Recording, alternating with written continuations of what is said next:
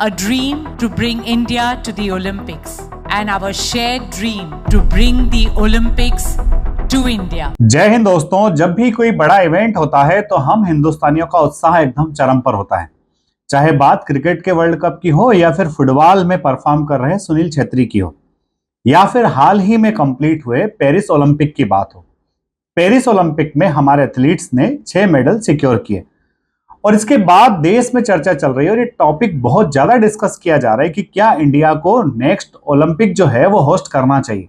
दोस्तों, मेरा next Olympic से यहां मतलब है सन 2036 में होने वाला ओलंपिक, जिसके रिलेशन में एक मीटिंग भी हुई अक्टूबर 2023 में और ये मीटिंग हुई थी मुंबई के अंदर। इस मीटिंग में इंडिया ने अपना दावा पेश किया कि इंडिया चाहता है कि वो 2036 के ओलंपिक को होस्ट करे। अलग अलग लोगों के अलग अलग विचार हैं। कुछ का कहना है कि इंडिया को ओलंपिक होस्ट करना चाहिए, कुछ का कहना है कि नहीं करना चाहिए। इस विषय पर जब आप एसएसबी इंटरव्यू के अंदर जाते हैं तो या तो हो सकता है आपके लेक्चरेट का टॉपिक हो या फिर आपके ग्रुप डिस्कशन में टॉपिक आ जाए कि क्या इंडिया को ओलंपिक गेम्स होस्ट करना चाहिए या फिर why India is lagging behind in sports.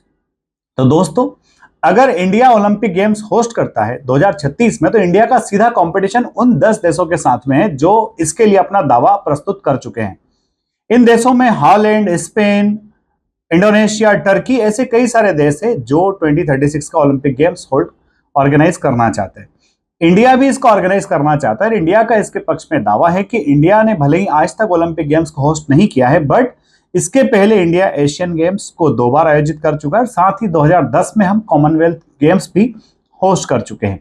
इसका मतलब यह कि इंटरनेशनल इवेंट्स को ऑर्गेनाइज करने का हमारे पास एक्सपीरियंस तो है। कॉमनवेल्थ गेम को जब हमने होस्ट किया था उस समय 70+ कंट्रीज ने इसके अंदर पार्टिसिपेट किया था। अब दोस्तों, बात होती है कि भाई ओलंपिक अगर हम होस्ट करते हैं तो किस तरह से हमको परफॉर्म करना पड़ेगा, किस तरह से हमें इंफ्रास्ट्रक्चर डेवलप करना पड़ेगा। दोस्तों, पेरिस में हाल ही में संपन्न हुए ओलंपिक गेम्स में लगभग 206 कंट्रीज के 10,500 एथलीट्स ने पार्टिसिपेट किया और साथ ही लगभग 1.5 करोड़ स्पेक्टेटर्स वहां पर इसको देखने के लिए मौजूद रहे। दोस्तों, इतने लार्ज नंबर ऑफ एथलीट्स को मैनेज करने के लिए एक बहुत बड़ा ओलंपिक विलेज आपको एस्टेब्लिश करना होता है।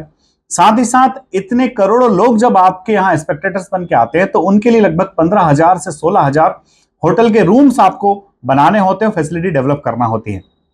अब जब बात चल रही है कि इंडिया ओलंपिक गेम्स को होस्ट करेगा तो क्या इंडिया जो है पुराना जो दिल्ली में हमारा इंफ्रास्ट्रक्चर डेवलप ऑलरेडी हमने किया था, क्या उसी इंफ्रास्ट्रक्चर को डेवलप किया जाएगा या फिर ओलंपिक गेम्स जिन्हें हम होस्ट करना चाहते हैं उसके लिए अहमदाबाद और गांधीनगर एक अच्छी जगह होगी। क्योंकि कहीं ना कहीं प्रपोजल तो अहमदाबाद और गांधीनगर के नाम का ही है, जहां पर ऑलरेडी 1 लाख की कैपेसिटी वाला नरेंद्र मोदी स्टेडियम हमने पहले से ही बनाया जो फिलहाल क्रिकेट के लिए इस्तेमाल हो रहा है और उसके बगल में एक बहुत बड़ा स्पोर्ट्स कॉम्प्लेक्स और भी डेवलप करने की योजना है जिसके माध्यम से ओलंपिक गेम्स को होस्ट किया जा सकता है।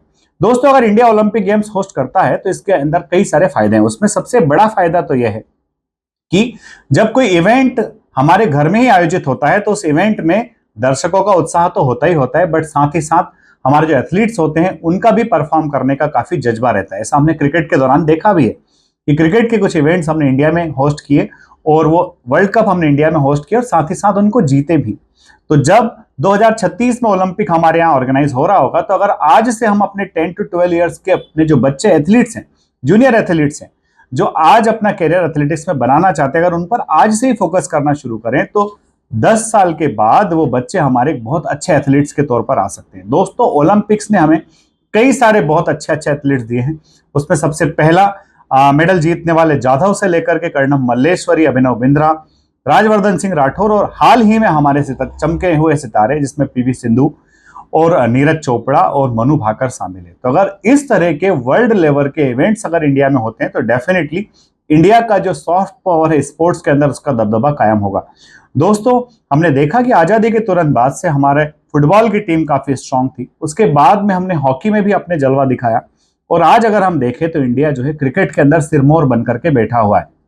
इंडिया का जो क्रिकेट बोर्ड है वो दुनिया के सारे क्रिकेट बोर्ड से सबसे ज्यादा धनी है और आज अपने हिसाब से पूरी दुनिया के क्रिकेट को गवर्न कर सकता है। आप हम देखें कि अमेरिका, जहां पर क्रिकेट जो है वो नाम मात्र के बराबर खेला जाता है, वो भी T20 के वर्ल्ड कप को होस्ट करना चाह रहा है। रीजन कि उस देश में उस स्पोर्ट्स के सॉफ्टवेयर को कैसे बढ़ाया जा सकता है, उन स्पोर्ट्स के इंफ्रास्ट्रक्चर को कैसे मजबूत किया जा सकता है। तो अगर इंडिया ओलंपिक गेम्स होस्ट करता है तो डेफिनेटली स्पोर्ट्स कॉम्प्लेक्स डेवलप होंगे, स्पोर्ट्स का इंफ्रास्ट्रक्चर डेवलप होगा, और ये सब डेवलप होने से आगे चल करके जो वर्ल्ड लेवल पर डिफरेंट कॉम्पिटिशंस होते हैं जिनमें आज कहीं ना कहीं हमारे एथलीट्स पीछे छूट जाते हैं, इतने बड़े इवेंट को होने के बाद, इतना अच्छा इंफ्रास्ट्रक्चर डेवलप होने के बाद इस इंफ्रास्ट्रक्चर का हमारे एथलीट्स यूज कर पाएंगे।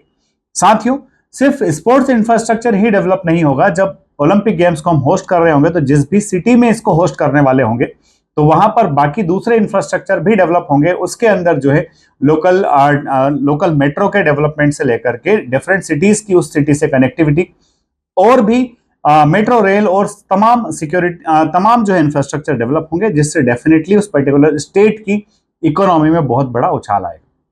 साथियों, इन दोनों डेवलपमेंट के बाद तीसरा और सबसे इंपॉर्टेंट डेवलपमेंट जो होगा वो हमारे कल्चरल एक्सचेंज का, कि जब हजारों प्लेयर्स एथलीट्स यहां पर आएंगे, उनके साथ करोड़ों स्पेक्टेटर्स आएंगे, तो कल्चरल एक्सचेंज का एक बहुत बड़ा मौका हमारे साथ में रहेगा। साथ ही साथ जो लोग हमारे यहाँ ओलंपिक्स देखने के लिए आएंगे उनको हम अपने इंडिया को बहुत अच्छे तरीके से प्रस्तुत कर पाएंगे। आज उनके दिमाग में इंडिया की जो इमेज है उसको हम और सही तरीके से प्रस्तुत करके, जिस तरह से हमने G20 के दौरान डिफरेंट प्लेसेस को प्रेजेंट किया और अलग अलग मीटिंग्स अलग अलग जगह ऑर्गेनाइज की, उसी तरह से, हालांकि अभी तक तो ओलंपिक गेम्स एक पर्टिकुलर सिटी सेंट्रिक होते आए हैं, बट बीच में ये डिस्कशन भी चला था कि ओलंपिक को सिर्फ एक सिटी सेंट्रिक ना करते हुए अगर हम डिफरेंट सिटीज में अलग अलग कॉम्पिटिशंस को ऑर्गेनाइज करते हैं तो इससे जो है अलग अलग सिटीज में या फिर अलग अलग राज्यों में जो है वो अलग अलग इंफ्रास्ट्रक्चर डेवलप होगा, और उससे बहुत ज्यादा लोग अलग अलग तरह की फैसिलिटीज का लाभ ले पाएंगे, और बाहर से आने वाले लोग हमारे इंडिया को एक्सप्लोर कर पाएंगे, हमारे इंडिया को देख पाएंगे, घूम पाएंगे, उससे हमारा टूरिज्म डेवलप होगा।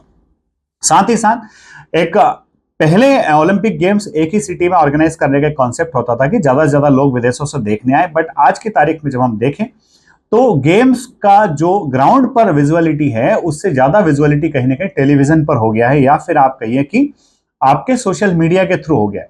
तो जो हमारे मीडिया राइट्स है, टेलीविजन के थ्रू हम लोग प्रमोशन इसका कर सकते हैं, तो इससे हमें रेवेन्यू पिछले ओलंपिक्स के कंपैरिजन में ज्यादा भी जनरेट किया जा सकता है।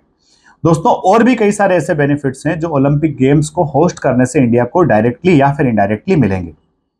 इंडिया भी चाहता है कि भाई अभी तक ओलंपिक में क्रिकेट का इन्वॉल्वमेंट नहीं हुआ है, बट अगर क्रिकेट को भी ओलंपिक गेम्स में शामिल करा लिया जाए तो इंडिया के लिए एक बहुत अच्छा ये एंट्री होगा कि बाकी सारे गेम्स के साथ साथ क्रिकेट भी ओलंपिक गेम का हिस्सा बनेगा, और क्रिकेट में ऑलरेडी इंडिया बहुत अच्छा कर रहा है। अब इसमें आने वाले चैलेंजेस की अगर हम बात करें कि सबसे ज्यादा चैलेंजेस क्या होंगे, तो दोस्तों सबसे बड़ा चैलेंज तो यही होता है कि इस लेवल के इंफ्रास्ट्रक्चर को डेवलप करने के लिए लगभग 10 साल लगते हैं। साथ ही साथ ओलंपिक काउंसिल जो प्लेस का सिलेक्शन करती है वो लगभग 7 साल पहले ही कर लेती है। तो अगर इंडिया को अपना जो है दावा मजबूती से पेश करना है तो इंडिया को इसके इंफ्रास्ट्रक्चर डेवलपमेंट के लिए, साथ ही अपनी बिडिंग के लिए प्रॉपर प्लान तैयार करके और प्रॉपर वे में प्रेजेंटेशन देना होगा, ताकि जो है हम अपना दावा मजबूती से पेश कर सके। अदरवाइज देखा जाता है कि पिछली बार भी कई सारे ऐसे इवेंट्स और मौके आए हैं जब हमारे हाथ में इवेंट आते आते हमारे हाथ से फिसल गई है। दूसरा जो है कि भाई इतनी संख्या में जब एथलीट्स के साथ में स्पेक्टेटर्स आते हैं तो उनकी सिक्योरिटी एक बहुत बड़ा चैलेंज होता है। एक भी मिसहैप जो होता है वो पूरे इवेंट के मोमेंटम को खराब कर देता है, तो हमें सिक्योरिटी के प्रॉपर इंतजाम करने रहेंगे। बड़ा एक और चैलेंज आता है कनेक्टिविटी को लेकर के, कि भाई कनेक्टिविटी जितनी आसान होती है लोग वहां उतने आसानी से और उतने ज्यादा नंबर में पहुंच सकते हैं, और जितने ज्यादा नंबर में और जितने आसानी से लोग पहुंचेंगे तो डेफिनेटली इंडिया की इमेज को ग्लोबल लेवल पर बहुत अच्छे से रिप्रेजेंट करेगा। साथ ही साथ दोस्तों एक और सबसे बड़ा चैलेंज है कि जब घर में कोई इवेंट होस्ट हो रहा हो और अगर वहां पर हमारे एथलीट्स ठीक से परफॉर्म करेंगे तो देश के लोगों का मनोबल बढ़ता है। जैसा हमने वर्ल्ड कप के दौरान भी देखा कि हमने वर्ल्ड कप वनडे के दौरान हमारी टीम जो है लगातार 10 मैचेस जीतती आई, तो हमारे लोगों का जो कॉन्फिडेंस था, एंथुजियाज्म था, ये देश के अंदर जो माहौल था एकदम चरम पर था। उसके बाद भले हमने T20 वर्ल्ड कप जीता, बट वो वनडे की कसक कहीं ना कहीं रह गई। तो हमारे एथलीट्स का इसके अंदर परफॉर्म करना बहुत ज्यादा जरूरी है। अब कई सारे लोगों का ऐसा कहना है कि भाई ओलंपिक गेम्स अगर हम होस्ट करते हैं तो इसमें बहुत ज्यादा इन्वेस्टमेंट होता है। कई सारे देशों की तो इकोनॉमी भी इसकी वजह से 30-30 साल तक उस कर्ज के जाल से बाहर नहीं आ पाई जो कर्ज उन्होंने ओलंपिक गेम्स को होस्ट करने के लिए लिया था।